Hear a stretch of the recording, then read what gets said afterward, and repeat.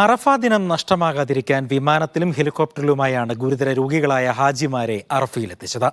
ചികിത്സയിലുള്ളവരെ കൃത്യസമയത്ത് അറഫയിലെത്തിച്ച് പിന്നീട് ആശുപത്രികളിലേക്ക് മാറ്റി.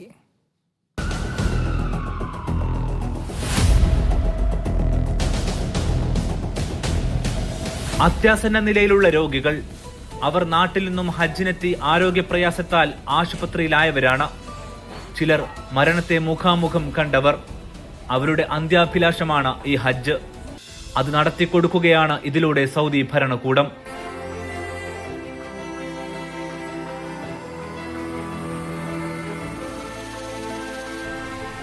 അറഫ നഷ്ടമായാൽ ഹജ്ജ് ലഭിക്കില്ല. ഇതിനാൽ ഇവരുടെ ആഗ്രഹം പോലെ സൗദി ഭരണകൂടം അതിന് വഴിയൊരുക്കി. മദീനയിൽ നിന്നും മക്കയിലേക്ക് മെഡിക്കൽ സംഘം വിമാനവുമായി എത്തി. ജിദ്ദയിൽ നിന്നും മക്കയിൽ നിന്നും ഹെലികോപ്റ്ററുകളും. അതിലേറി അവർ അറഫക്ക് സമീപം മണ്ണിലിറങ്ങി.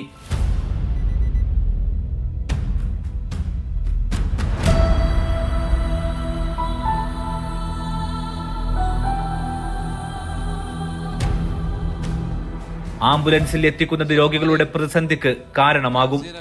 ഇതിനാലാണ് ICU ഉൾപ്പെടെ മെഡിക്കൽ സൗകര്യങ്ങളുള്ള വിമാനവും ഹെലികോപ്റ്ററും ഉപയോഗിക്കുന്നത്.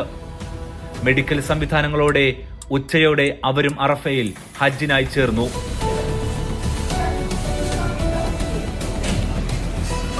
ഹജ്ജ് പൂർത്തിയാക്കി വൈകുന്നേരം വീണ്ടും ആശുപത്രിയിലേക്ക് തന്നെ മടക്കം. അഫ്താബുർ റഹ്മാൻ, മീഡിയ 1, അറഫ.